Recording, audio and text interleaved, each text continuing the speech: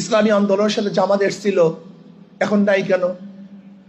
On box পলিসির কি হলো? অন বক্স তো এখনো আছে, কিন্তু যারা ইসলামের নামে শরিয়া কায়েম করবে না, এরা ইসলামী আন্দোলনের সাথে কোনোদিন ঐক্যবদ্ধভাবে চলতে পারে না। ইসলামী হুকুমাত কায়েম করার জন্য, ইসলামী হুকুমাত কায়েম করার জন্য আমাদের চেষ্টা। আর আমি যদি বলি আমি ক্ষমতায় গেলে শরিয়া আইন বাস্তবায়ন করব না, এর চেয়ে বড় ধোঁকা দুনিয়াতে হতে পারে না। এর চেয়ে বড় ধোঁকা দুনিয়াতে হতে পারে না। আজকে এখানে যারা আসছেন, কিসের জন্য আসছেন?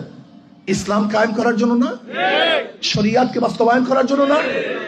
আমাকে ভোট দিবেন ইসলামের জন্য, ত্যাগ করবেন ইসলামের জন্য, আপনার রক্ত দেবেন ইসলামের জন্য, আপনার সাধনা করবেন ইসলামের জন্য। অথচ আপনি বলবেন ইসলাম কায়েম করবেন না, শরিয়াত বাস্তবায়ন করবেন না। আমার চেয়ে বড় ধোঁকাবাজ দুনিয়াতে হতে পারে না। ইসলামী আন্দোলন বাংলাদেশ ক্ষমতার জন্য রাজনীতি করে না, আল্লাহর জমিন আল্লাহর হুকুমতকে কায়েম করার জন্য রাজনীতি করে। ইসলামী আন্দোলন বাংলাদেশ ক্ষমতার জন্য রাজনীতি করত, অনেক আগেই ক্ষমতায় যেতে পারত, অনেক আগেই।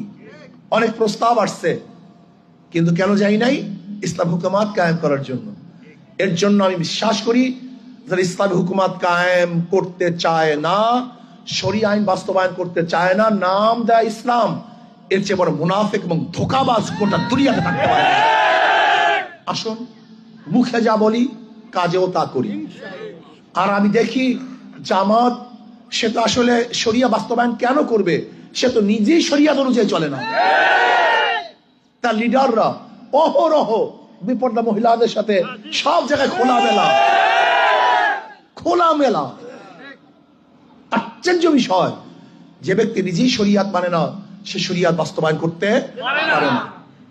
আর আল্লাহ না করুক, আল্লাহ পাক কালামে পাকের মধ্যে ফরমান, সুম্মা জাআলনাকা আলা শারিয়াতিন মিনাল আমর ফাত্তাবিআহা ওয়ালা তাত্তাবিআহু আল্লাযীনা লা ইয়ালামুন।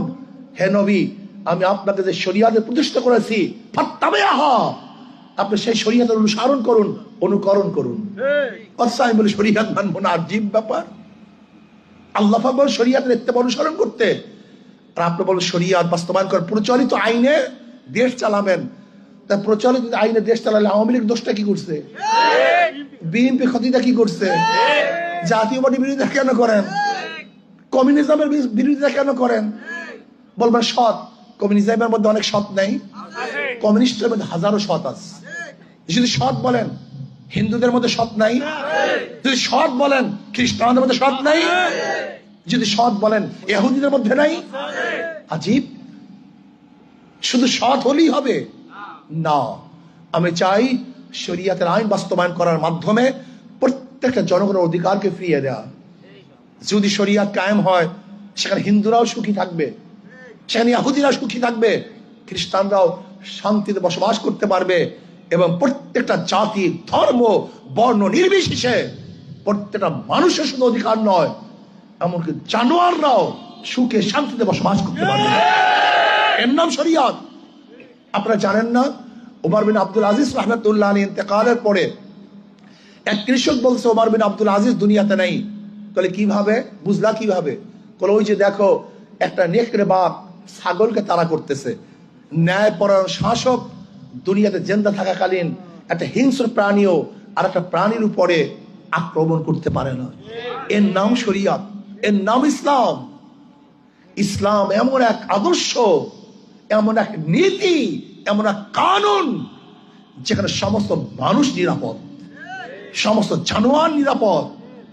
ইসলামী হুকুমাত কায়েম হয়, পুরা হিন্দুরা নিরাপদ, পুরা হিন্দু মেয়েদের ইজ্জত আবরুর নিরাপদ, গোটা হিন্দু খ্রিস্টানদের জান মালের নিরাপত্তা গ্যারান্টি যেখানে আছে, তার নাম ইসলাম, তার নামই শরিয়াত।